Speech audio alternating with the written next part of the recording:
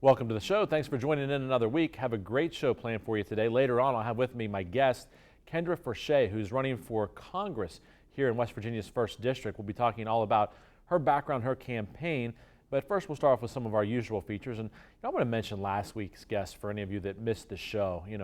Got to have two folks from the YWCA on the show, Shelley Thomas and Lori Jones. Got to have Reverend Daryl Cummings on the show, who's the pastor at the Bethlehem Apostolic Church and also director of the North Wheeling Youth Center, and to hear about the things that they're doing. I really just enjoyed that show as much as any that I've done, because to hear the good works and what's coming up with Reverend Cummings' Adopt a Student program, with the Over the Edge at the YWCA, just great things they're doing. So if you missed that show last week, know that those things are coming up. The Adopt a Student program, you can contact Dr. Cummings. He seems like a doctor. He's such a smart guy. But Reverend Cummings at the Bethlehem Apostolic Temple, and then also the director of the North Wheeling Youth Center. You can contact him about that Adopt a Student program, then also the YWCA about their Over the Edge event, which is happening on August 18th at the casino, and raising much needed funds there for that organization. So check those out. Some news on the West Virginia Supreme Court. We've been following this story, of course, now for a couple of months, and now former Justice Menace Ketchum, it has been announced, is going to be pleading guilty to a federal charge, felony count, with respect to all the things that we've been talking about that have been going down there in the court with respect to using state vehicles, etc. And, I hate to see this. Justice Ketchum has been practicing law for over 40 years in this state. Obviously, there was some use of credit cards and state funds for things that should have been used for. Apparently, he's corrected his tax returns, repaid that money, and is taking care of those things. But still, to see a long and distinguished legal career kind of come to a close in this way saddens me. But those in the public eye, certainly those in public office, need to make sure that they're keeping the public's trust. And I think especially when it comes to the judiciary, who are the judges that are going to be at the highest level of our state ruling on things, the public needs to have confidence and trust in what they're doing. And so these steps had to be taken. Of course, the impeachment proceedings still ongoing in the West Virginia legislature. All the federal charges, the Judicial Investigation Commission charges that have been filed against Justice Lawfrey, yet the House of Delegates has still not filed articles of impeachment. The Democrats on the Judiciary Subcommittee are pushing for that to be done, and have even released some statements saying that they believe that the Republican leadership is just intentionally delaying things to a degree. But as of yet, still no articles of impeachment filed. We'll continue to keep an eye on that. But if it's not done by August 14th, not just the articles of impeachment, but also if Justice Lawfrey is not actually impeached, then there will be no election for that seat in the on the November ballot. Instead, Governor Justice will have the opportunity to appoint someone that will serve until the next election in 2020. So a very significant date there approaching on August 14th, and it just doesn't look like there's any chance it's going to get done before then, because even if articles of impeachment are filed, then there'll have to be a trial held by the Senate. That's just not going to happen by then. So one seat will be on the November ballot. That'll be Justice Ketchum's seat. Other seat likely to be filled by an appointment from Governor Justice. And in the meantime, Governor Justice may appoint a second person to fill Justice Ketchum's seat until that November election takes place. So Governor really can perhaps shape the court a little bit here for this term in the fall of the West Virginia Supreme Court. I'm going to give you a quote this week, and this one comes from George Bernard Shaw, who was an Irish playwright, critic, political activist, and he said, "Progress is impossible without change, and those who cannot change their minds cannot change anything." I thought it was an interesting quote, because some people, and particularly people that I've encountered recently over the past week or so in different areas of my life, I've encountered some very stubborn, bullheaded people who are unwilling to even listen or consider changing their mind with respect to something. I kind of scratch my head and think, geez, maybe at least listen to what I have to say. Maybe I make a couple good points here and maybe change their mind a little bit, but just unwilling to even listen. And being able to change your mind is a good thing. Sometimes it's a bad thing if you change it for the wrong reasons, but you have to at least listen to others, hear what they have to say. But oftentimes change is a very good thing, because if we get to where we're doing the same things over and over for too long, then we don't really grow. We don't grow as human beings. We don't grow as a society. So change is needed at times. And we come back after we take a break. I'll be talking to someone who's looking for change, and that's Kendra Fershee, who's running for Congress in West Virginia's 1st District. So stay tuned, and we'll have her right here with us. Stay with us on the Jamie Bordas Show. When reviewing your oil and gas offers or royalty check statements, do you wonder, am I being offered a fair amount? Do I feel comfortable reading the statement? Do I have peace of mind? If you answered no to these questions, you need Bordas Mineral Management. Our passion is helping mineral owners protect and expand their mineral wealth. Our examiners tell you whether you're being treated fairly and getting paid what is rightfully yours. Bordas Mineral Management. Be protected. Have peace of mind.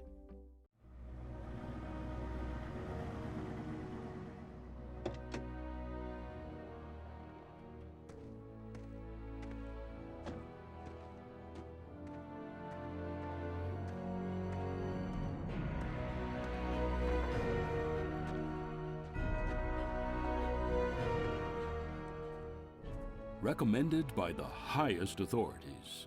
Danoon Lumber. Looks like a bad one's coming. Yeah. Right?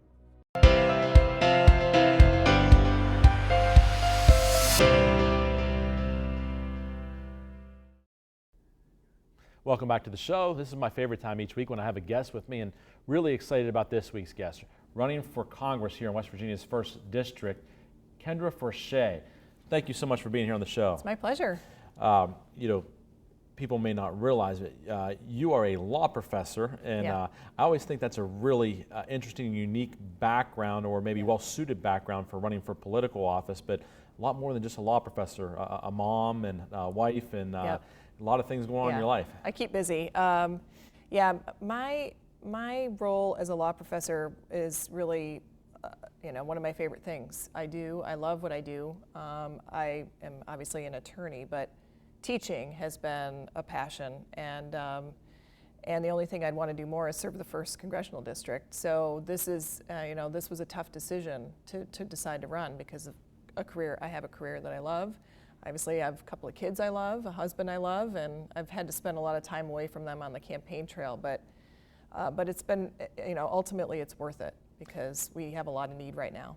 I've noticed in following your social media pages that despite being on the campaign trail a lot, still finding time to get back and cut the grass once in a while. I've seen a couple of posts where you're cutting the grass, and that's one of the things that I think people have really liked, and one of the reasons that people voted for you in the primary was that you are somebody that is doing the same things that everyday West Virginians are doing things with your kids, cutting your grass, going somewhere with your husband. And people find that to be very relatable to them. Well, and it's true. I mean, it's me.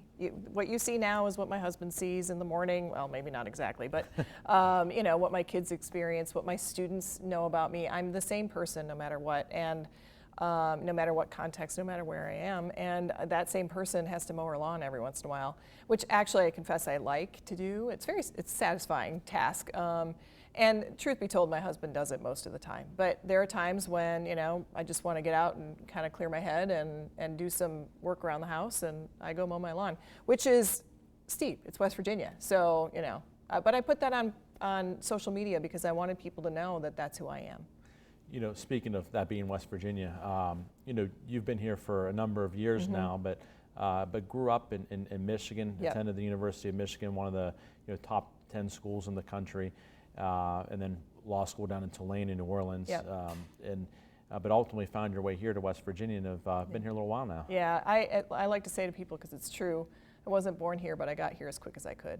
This is home. I crossed the border from Pennsylvania when I came to interview and thought, what are people talking about? People say things about West Virginia that are unkind, and so you hear a lot of negative stuff when you don't know it.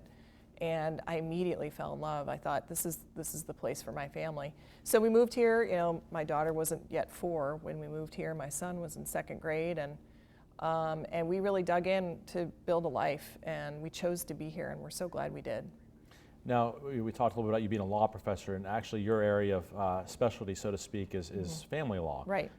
Which I also found to be interesting because so much of today's world involves family dynamics Yeah. and what's going on with the family, whether it be the family unit or with kids or with domestic relations, whatever it may be. And I find that to be something maybe particularly helpful in Congress. Yeah, I mean that's what drives me. It's obviously families are the center of society. That's the core unit of who we are as a people, and families in West Virginia are really struggling right now, and I could see it in my work at as a professor, and my scholarship, and I can see it from the perspective of a parent. You just see how teachers have to basically take kids under their wing in many ways, not just teach, but they have to be social workers and nurses and provide food and clothing to children, and that all feeds into how our families are doing. And I think families really need some help right now. The WVU Law School's always had a special place in my heart. My wife went to law school there. My Yeah. mom and dad went to law school there. I went to Notre Dame. I'm like the only one in my family that didn't go to law school there. Right? But, It's all right, I'll forgive it. But I almost grew up there and know a number of the professors and, Yeah. and people. But a lot of law professors have different styles, and I know that firsthand. Some are tough and will drill you with question after question. Some a little more laid back, conversational type tone in the classes and the questions. What's kind of your style just in class, out of curiosity? Well, you're seeing it. I'm not a Socratic method fan, and where you make your students stand up and ask a question and then watch them struggle. My job, I feel like, is to help students find their way, but not to make them feel like that they're in misery in the process. So it's a collaborative effort. Although I tend to teach bigger classes. My classes are on the larger end, but it's a lot of fun actually, and I think my students would say that I'm not the mean professor. But my first day of law school, my very first class was 8 in the morning, and I had Professor Blakey at Notre Dame, who had been involved in the inquiries on the Kennedy assassination and all kinds of other things. Yeah. One of the experts on the Kennedy assassination, and he's one of the guys, Socratic method. I mean, he just drilled. I'm like, oh my gosh, are they all going to be like this? And what I found was, no, there's different Right. teachers with Yeah. different methods, and I think it's probably true with people in Congress or other political bodies as well. Different people approach things different ways, and that's part of what I think makes it work to some degree, or sometimes makes it not work, unfortunately. Well, and I think there are a couple of different kinds of people, right? There are people who are problem solvers and people who are solution bringers.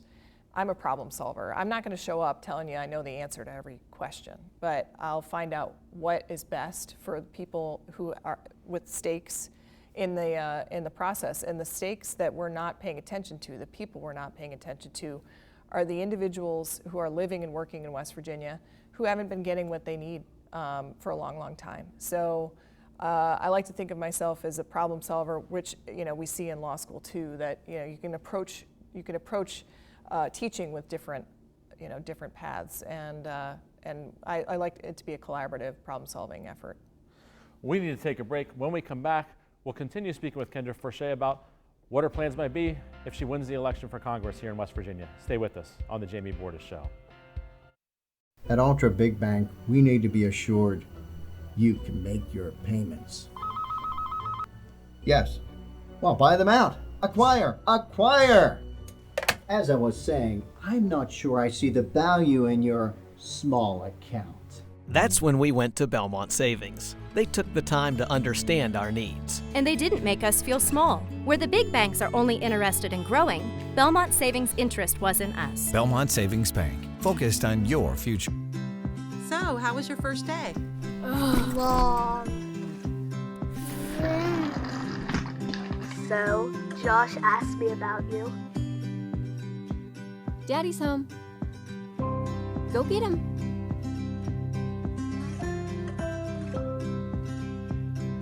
For your home, for your life, for more than 50 years.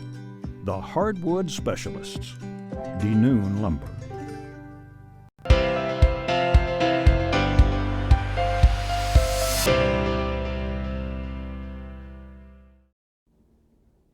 Welcome back to the show. I've been speaking with my guest, Kendra Fershee, who's running for Congress here in West Virginia's 1st district, and a pretty big district. People may not realize there's only 3 in West Virginia. Right. Some talk about maybe in the future there may only be 2 because we've lost some population. We're probably 2, yeah. So you've got to cover a lot of area, meet a lot of people, but what made you decide to get into this crazy thing we call politics in the first place? Well, you keep hearing, in fact, I just saw it on Facebook again today, people say, you can't trust politicians. Only bad people run for office. And I saw that. I kept seeing that, and I thought, well, then someone who's not that needs to run, right? We need good people. We need people. I kept trying to get other people to run. I'd say, we need more working parents. We need people who, can't afford to retire into politics. We need people who are, have kids in public schools. We need people who need their job. Running for office, and they just kept saying, well, then you need to run. And I was like, well, that's not what I'm talking about you. I was trying to recruit, because I thought, well, I can't possibly add one more thing on top of this. When you're a working parent, you have so many responsibilities. You think, I cannot do another thing, especially something that big. And then I realized, and yet we want people like that to run. So someone has to be willing to take the leap. And so I did. I took a little bit of a leap of faith, and a lot of people have taken that leap with me. First and foremost, my husband, who has taken on 95% of the responsibility around the house and with the kids, and is my #1 support. But if we want to change Washington, we have to have people who are willing to go, who are people who probably don't feel like they can, right? Right out of the gate, you had a very contested primary, running for the Democratic nomination against Ralph Baxter, who's from here in Wheeling. Yep. And had a campaign that was much more well funded than yours. Right. He had some money to work with, and you kind of used more of a grassroots approach and just kind of went out and talked to people and used social media, and your race was considered to be one of the bigger upsets in the country in the May primaries. I'm proud of the win, obviously. I mean, Ralph was an excellent opponent, and so it was no small thing to decide to get into that race, because I knew he was going to be incredibly well funded. I knew he was a very good candidate and very good potential representative of this district. But we decided that we were going to do it from a grassroots perspective, that I would not be the money candidate, but that's okay. And we just got out, I drove, it was more than 10,000 miles in the primary, and now we've got another 5,000 since then on the car, just getting out and meeting people everywhere all the time, because I think people really want to know their leaders, and I think they really want to know their candidates, and I don't think they're getting that right now. So it was a real contrast, I think, in particular to our current representative, too. What are you hearing from people? I mean, you're traveling the district, and it's, like I said, a big district. You're talking from the northern panhandle all the way down through the central part of West Virginia and across, and, you know, what are you hearing from people? Well, there are a few very significant concerns. First is the drug addiction crisis. That severely hurts our economy, because people can't work.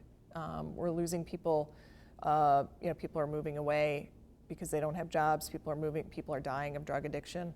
Our economy is really struggling, and our health care is really struggling because of the drug addiction crisis. But the other main issue we are seeing, obviously, was with the teachers' work stoppage and what's going on with our public schools. Our teachers have led a literal worldwide revolution, and I'm really proud of them. And I spent a lot of time on the picket lines listening to teachers, and they're talking about what they need is not for them. They're not selfish. They really want to serve the kids of this state, and they simply can't do it with the resources that they have. So what's your plan? All right, you've got this election in November.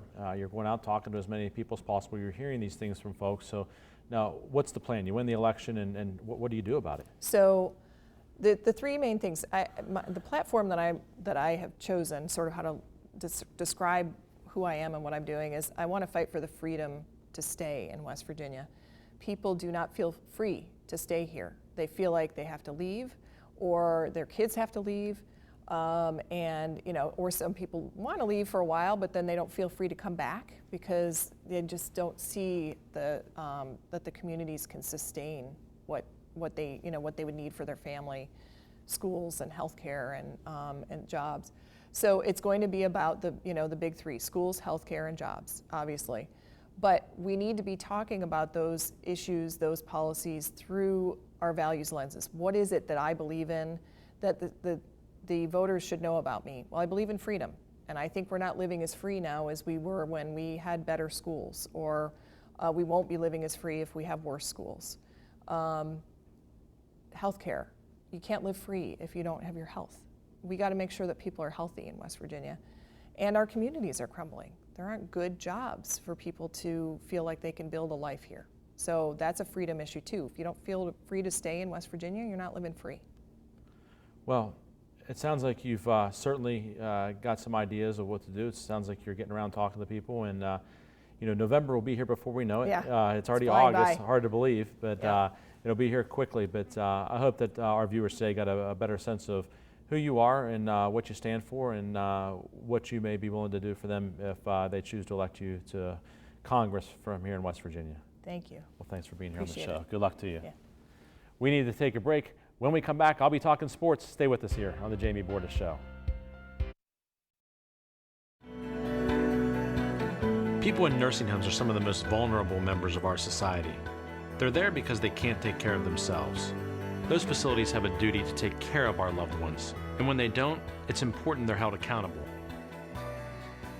We've not only collected record results against negligent nursing homes, but more importantly, we've helped so many families get the answers and closure they so badly needed.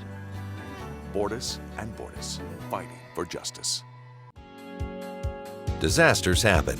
Pick the team that takes care of them all. Powered by offices in Wheeling, Morgantown, and Pittsburgh, Panhandle Cleaning and Restoration is ready to handle any size emergency at a moment's notice. We have the right people, knowledge, and equipment to respond 24 hours a day. I'm Dana Hogerson. When disaster strikes your home or business, tell your insurance provider you prefer the restoration company the Mountaineers call, Panhandle Cleaning and Restoration.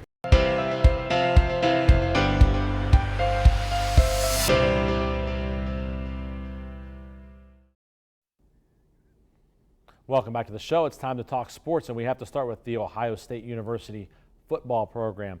Head football coach Urban Meyer has been placed on administrative leave after an investigation is going to apparently ensue with respect to whether or not Urban Meyer knew about the domestic violence, domestic abuse complaints that were being lodged against his former assistant Zach Smith by his wife Courtney Smith.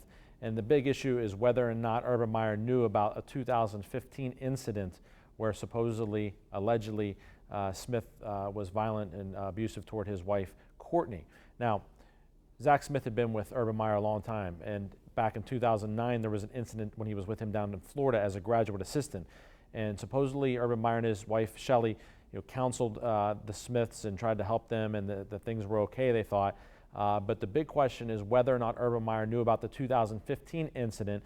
It seems to be clear that it looks like Urban's wife Shelley did know because Courtney Smith had confided in her. The big question is whether or not Urban Meyer knew. So he's been placed on administrative leave, and this could be the end of the Urban Meyer era at Ohio State. There would now be consecutive Ohio State coaches following Jim Tressel, who have been extremely successful on the field, but perhaps tenures ended on less than obviously glorious circumstances. And you look at those guys, you look at Joe Paterno at Penn State, some of the real giants in coaching who have had tenures end in a negative way. So we'll see how this all plays out, and we'll certainly follow it. And I'm sure that things will happen somewhat quickly as the football season is underway and the college ranks, or at least practice is underway.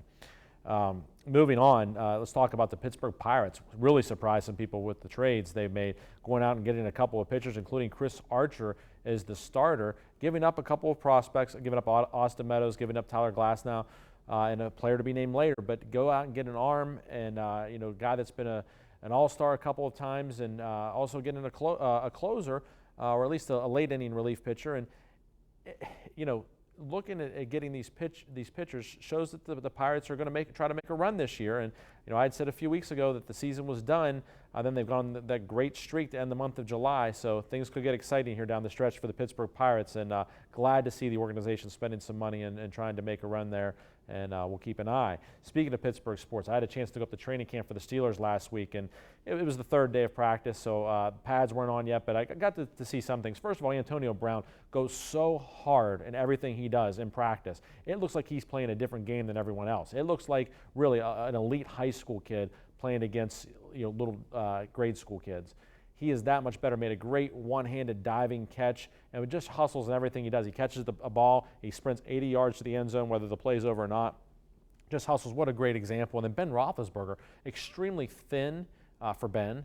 The thinnest I've seen him look in years and years, and I expect him to have a great year. The backup quarterbacks, Mason Rudolph, the recent draft choice out of Oklahoma State, looked like a rookie. He's got a ways to go. He's not going to be the backup this year, I don't think. He'll be third. I think Landry Jones will be the number 2 guy, as he's been the past several years. I don't think Josh Dobbs will make the roster as a quarterback this year. He just didn't look real sharp, and they're not going to keep 4 quarterbacks around.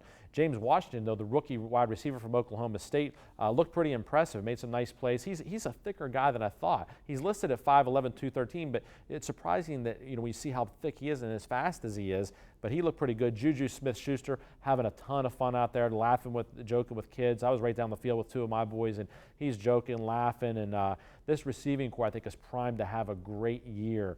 And then a couple of undrafted rookies to maybe keep an eye on. I don't know if they'll make the roster or not, but they look good when I saw them. Running back Jarvian Franklin from Western Michigan, and also wide receiver Quadri Henderson from Pitt. Both look pretty impressive. I'm eager to see if they make the roster and what they can do. Terrell Edmonds, the first-round draft pick out of Virginia Tech, playing safety. He's going to wear number 34. He looked awfully imposing back there at safety. Got a lot of reps with the first unit, and just a big guy back there that looks like he can cover the field and hit you. I'm really excited to see what he can do in the secondary. Tough to tell a lot about the defense because the pads weren't on, especially the front 7, but I liked what I saw of the secondary. A lot of guys changed numbers because of some guys being released and stuff. Joe Hayden is going to wear 23 this year. Sean Davis switched to 21. Mike Hilton's now 28. New safety Morgan Burnell's wearing 42, so just some numbers to keep an eye on. And as again I said, Terrell Edmonds, the new draft pick, is wearing number 34. So a lot of excitement up there in Latrobe, and the Steelers will only have one thing on their minds, and that's the Super Bowl. So we'll see if they can do it. Of course, one glaring absence from camp was Le'Veon Bell, who isn't likely to report until probably just before the season starts, like he did last year. So the rest of the guys, they were kind of asked about it, and they don't seem to be bothered by it too much. So we'll keep an eye. Thanks for joining in with us again this week. We'll see you again next time on the Jamie Bordas Show.